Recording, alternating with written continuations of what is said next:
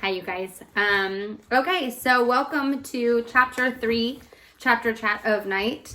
There is a lot that happens in chapter 3, and I am going to try to stick to the 5-ish minutes to get through all of this and keep myself pretty focused. But there really is a lot that happens in this chapter, so hopefully you are reading it carefully and kind of following along and taking time to kind of think and process the stuff that happens here, because this is often a chapter that is hard for students to read. There's a lot of shocking detail about some of the things that Eliezer and his father experience in chapter 3.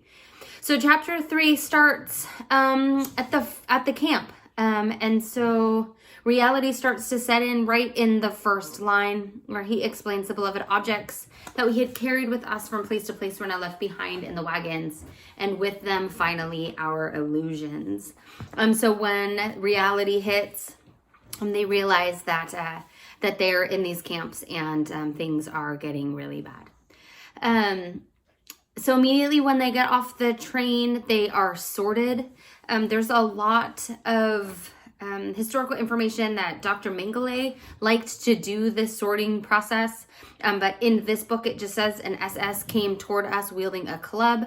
An SS is a Nazi soldier. Just saying men to the left, women to the right.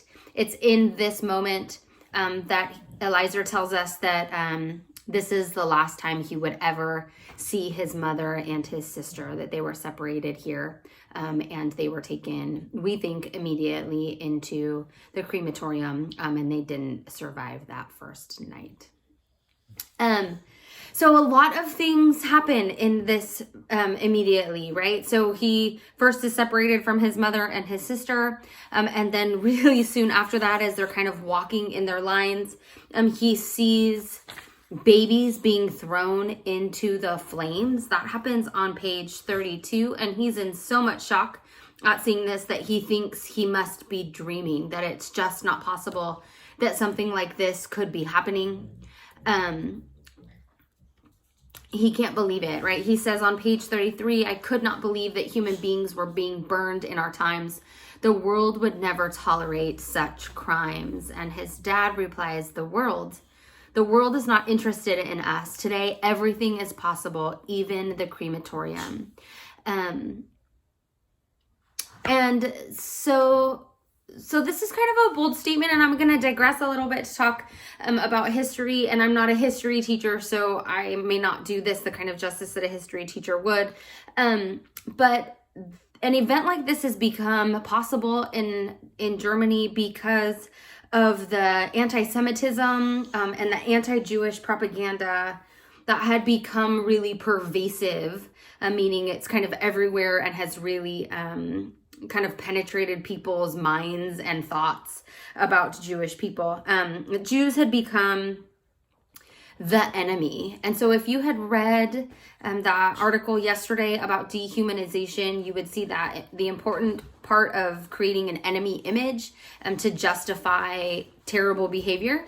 And so the Jews had become the enemy. And how is that possible? Well, at this time in Germany, and this is post World War I, and World War I devastated Germany. So Germans were devastated financially. They were devastated psychologically. Germany had lost a bunch of political prestige and power.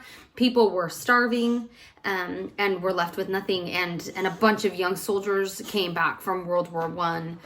Lots of soldiers didn't come back from World War I, or in those ways, but soldiers came back after having been in war, right? So people are really devastated, and the people in Germany are suffering. And when Hitler came to power, he gave these people an enemy to blame for their suffering. And that's a really attractive idea for most people, that this idea that you can kind of seek revenge for all of the injustice and all of the suffering that the German people were currently experiencing as a result of World War I.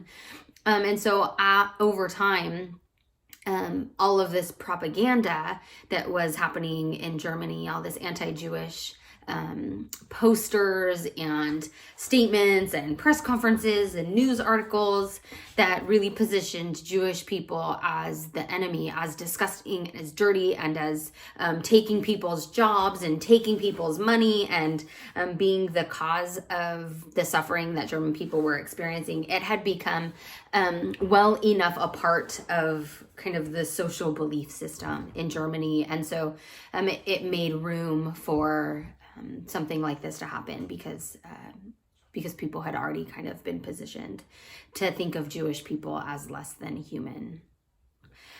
So I'll put a link at the bottom of this video again to the Holocaust Museum. There is a photo album at this link where you can look at some of the propaganda posters of Jewish people being portrayed in really negative ways, and just the kind of information that's being spread about that cultural group at the time.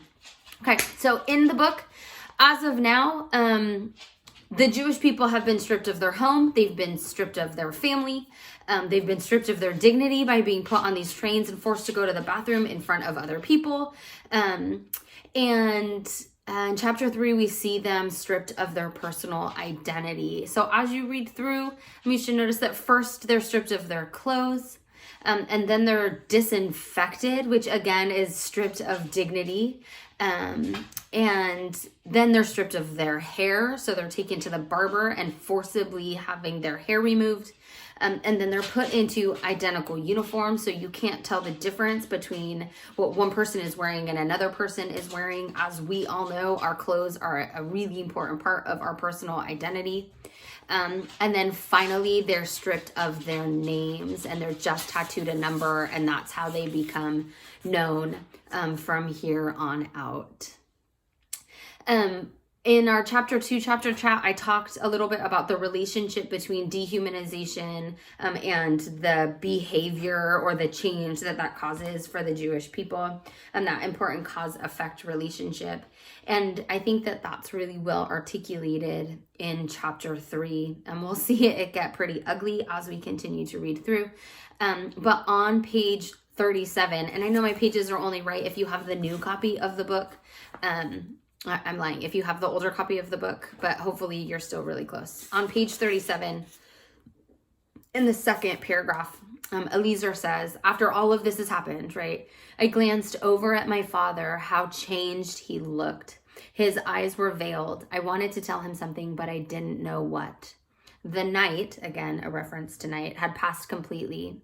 The morning star shone in the sky. I too had become a different person.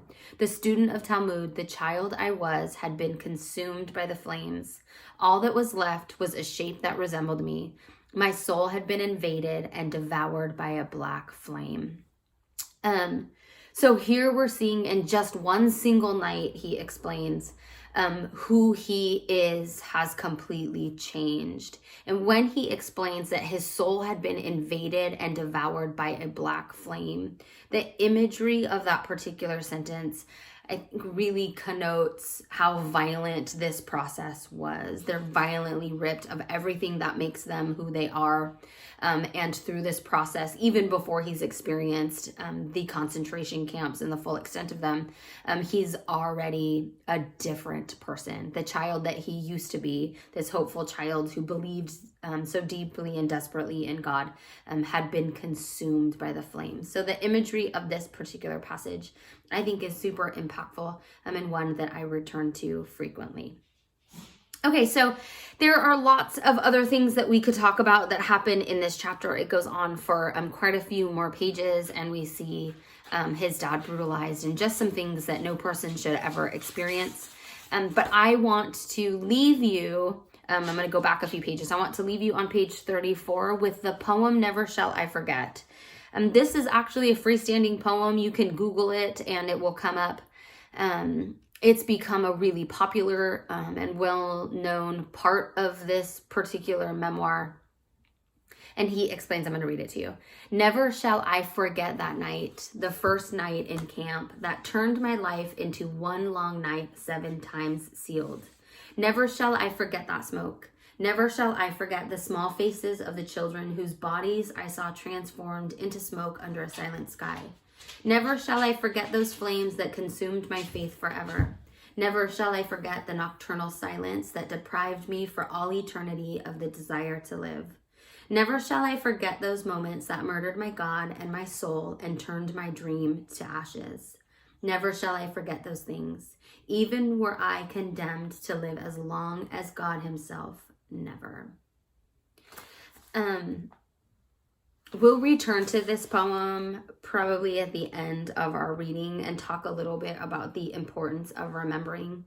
But this idea of never forgetting is directly linked to one of his purposes for writing this memoir. That the graphic details that we're being exposed to, I think he's asking for us to never forget as well, so that we can, maybe after reading this book, become witnesses in our own way. As we become knowledgeable. My 7-year-old niece said to me the other day, Auntie, when we know better, we do better.